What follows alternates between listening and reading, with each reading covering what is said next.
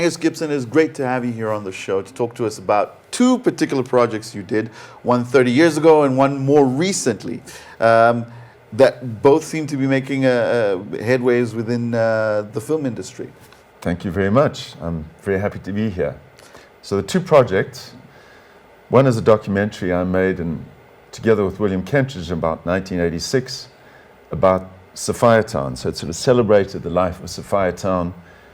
And it was a protest film about the removals, because Sophiatown was the first place that was targeted by the nationalist government.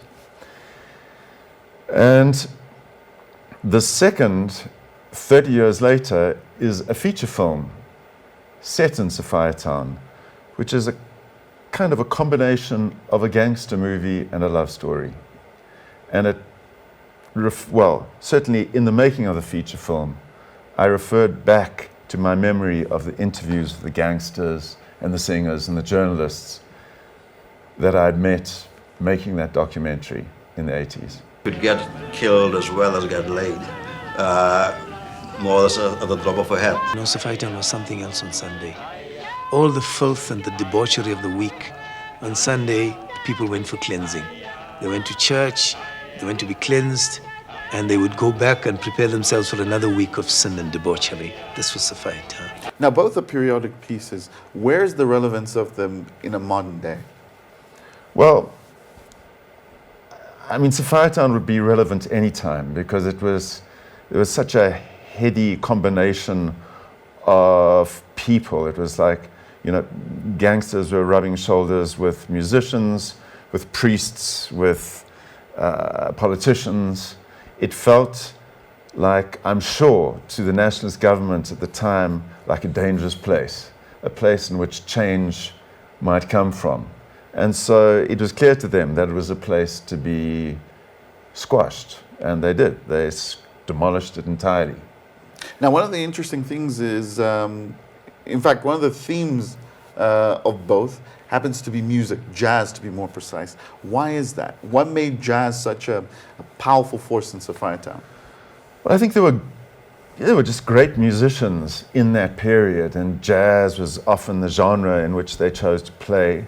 I mean, it was the space in which the likes of Hugh Masekela and Miriam Makeba were hanging out. I mean, that was their stomping ground. And that was, you know, it is their music that informs both the documentary and the feature.